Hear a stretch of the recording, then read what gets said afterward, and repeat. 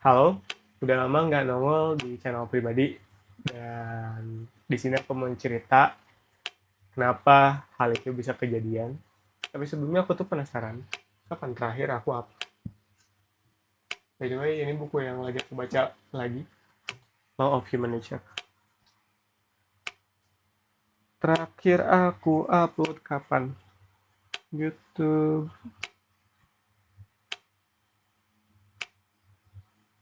videos 2 bulan lalu, itu pun video podcast bareng sama Pak Indra. Gila. Jadi di video kali ini tuh aku mau cerita ngapain aja selama 2 bulan kemarin sampai nggak ada video baru sama sekali. Pun video yang terakhir itu podcast sama Pak Indra, sebetulnya udah aku keep kayak sebulanan, harusnya 3 bulan. Dan sebelum video itu, video terakhir aku lihat tuh terakhir 5 bulan yang lalu. Dan apa aja yang terjadi selama itu, pada dasarnya sih aku candu main game lagi. Jadi belakangan aku sadar kalau pada dasarnya hidup aku tuh kalau dianalogiin dua sisi ya, ketika aku produktif, ada di sisi yang produktif, dari mulai nge-gym, baca buku, menulis, bikin konten, itu ada di sisi ini. Nah, di sisi yang lainnya ini tuh ada game. Satu doang sebetulnya, cuman game doang. Tapi masalahnya, pola ini beberapa kali berulang sebetulnya di kehidupan aku. Jadi, kalau nggak salah, aku mulai gym itu kan 2021 apa 2020-an. Sama patternnya, nge-gym, baca buku rajin, kerja, produktif lah ya. Doing something good, at least in my mind. Kemudian iseng nyoba main game, random aja, gamenya tuh bisa apapun gitu. Dan ya awalnya iseng doang buat refreshing, paling cuma 30 menit. Cuman lama-lama game itu tuh durasi mainannya tuh makin panjang gitu. Kayak tiba-tiba bisa seharian main game dan hal-hal lain akhirnya tidak tersentuh. Dan ini juga kejadian dalam setengah tahun belakangan. Aku iseng nyoba main Roblox. Awalnya aku main Roblox tuh biar bisa mabar game 99 Night in the Forest Surviving. Aku bahkan udah lupa nama gamenya. Ya intinya tuh survive 99 hari di hutan, terus ada rusaknya, ada burung hantu, dan harus nyelamatin anak kecil, terus juga bisa diserang, aku lupa nama gamenya.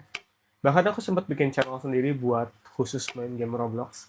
Dan video pertama ngebahas Roblox tuh bisa dibilang rame, karena aku cek dulu. Sekarang viewsnya berapa?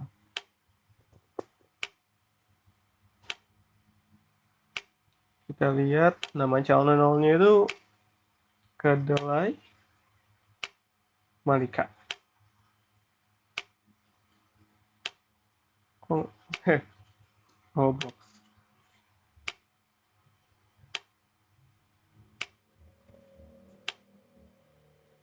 Subscribersnya 200 orang dan views video pertamanya itu sekarang 37.000. Dan itu video yang sangat bisa dibilang effortless. Aku iseng bikin tutorial buat farming diamond di 99 Night in the Forest. Dan itu tuh makin apa ya, makin saat itu nambah excitement dalam bermain Roblox.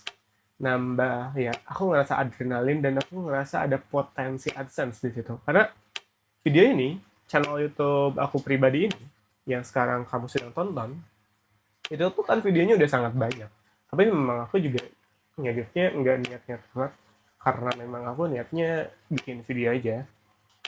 Itu tuh bisa dibilang growth-nya sangat lambat. Sedangkan tadi channel game yang diniatkan untuk Roblox, itu tuh satu video bisa tembus 37.000 dengan low effort editing.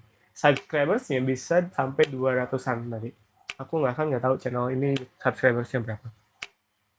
Dan dari situ, yang awalnya aku cuman main games buat main bareng sama teman-temanku, lama-lama aku pengen, mulai ada perasaan pengen melengkapi semua achievement yang ada di game itu.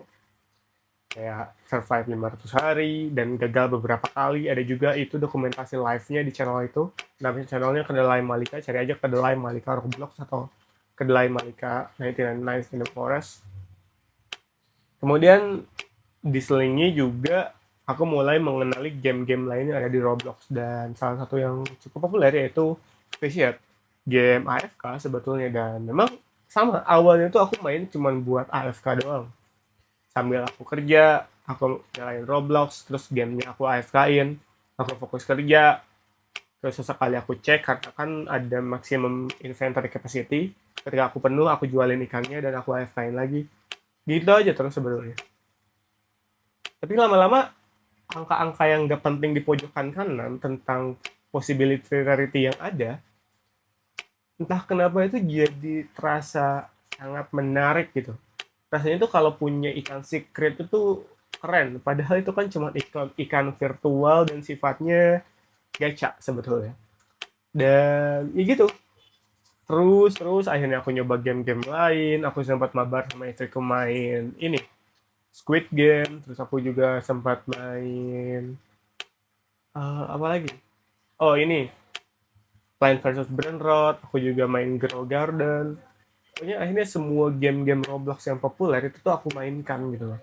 Padahal niat pada awalnya aku cuman pengen mabar sama temanku. Dan itu ya buat selingan. Oh ya BTW ini metronom sengaja aku nyalain karena biar sedikit pengen noise saja. Dan aku juga berencana untuk bikin video ini one take, no cut, no edit. So it is what it is. Kok gitu ya kayaknya, gitulah. Videonya seada-adanya, aku pengen curhat aja. Dan dari situ aku main Roblox bener-bener kayak orang gila gitu.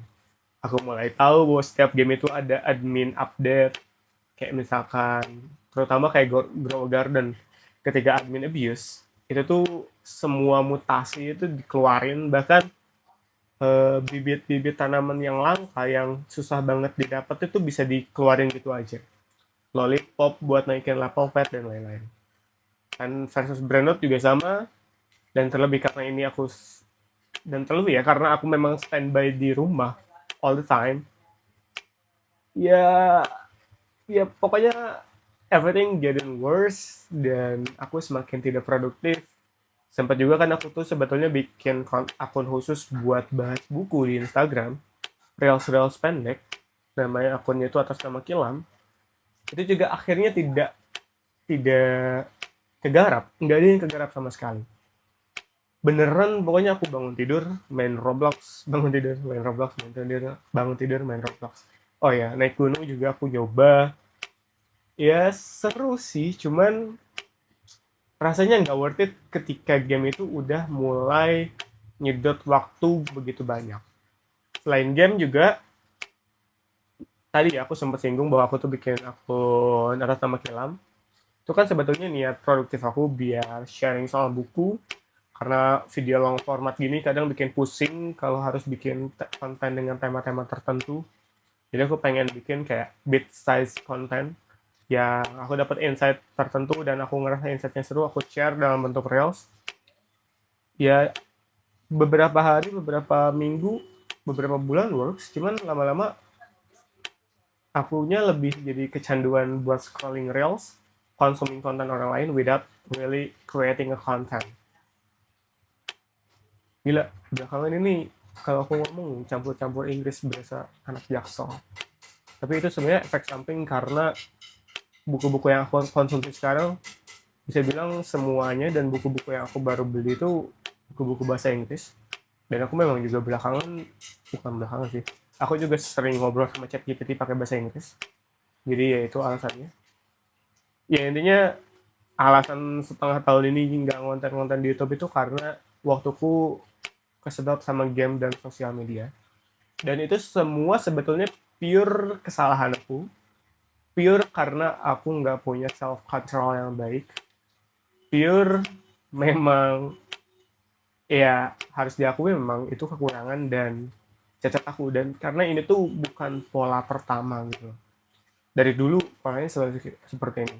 Apalagi ketika aku nyoba iseng main game baru, itu tuh beneran, dan kalau gamenya rame ya, itu tuh beneran bisa seharian sampai begadang, rusak pola tidur dan semuanya. Dan ketika rusak pola tidur kan itu efek sampingnya adalah ke besoknya. besoknya jadi nggak mood, terus interaksi sama istri juga aku jadi lebih emosional. So ya, efek sampingnya snowballing dan butterfly effect-nya itu terlalu banyak. Oleh karena itu sekarang aku udah nggak main game Roblox lagi. Aku coba mulai back on the track lagi. Aku mulai nge-gym lagi. Oh ya, itu nge-gym juga jadi aku tinggalin kayak 2 bulan off gym, dan belakangan aku coba lagi nge-gym. Ya gitu sih efek sampingnya tadi ya. Kalau di sisi ini ada gym, buku, productivity, dan lain-lain, di sisi ini cuma ada game. Dan game ini bisa narik semuanya. Karena memang biar akunya nggak punya self-control. Ya itu sih, sebetulnya video ini bisa dibilang cuma video pengakuan, video pengingat juga buat diri sendiri bahwa pada dasarnya aku tuh nggak punya self-control yang baik ketika berhubungan dengan game. Jujur aku sangat berharap bisa main game di saat yang bersamaan, produktif. Jadi game itu sebagai coping mechanism atau cuman sebatas uh, ya waktu istirahat, tapi nggak bisa. Dari aku coba main game, pasti hal-hal produktif dan yang menurutku worth it dilakukan akan kemakan untuk main game. Lalu ada juga satu game, namanya Soul Strike. Itu really time consuming for me. Karena ketika aku jump ke game itu tuh aku mempelajari semuanya dari mulai start yang aku perlukan. Pokoknya ya itulah ini. Inti dari video itu tadi udah aku sampaikan. So itu aja buat video pertamaku setelah setengah tahun mungkin bisa dibilang. Jadi sampai jumpa di video-video one take dan cerita-cerita lain. Bye-bye. Bye.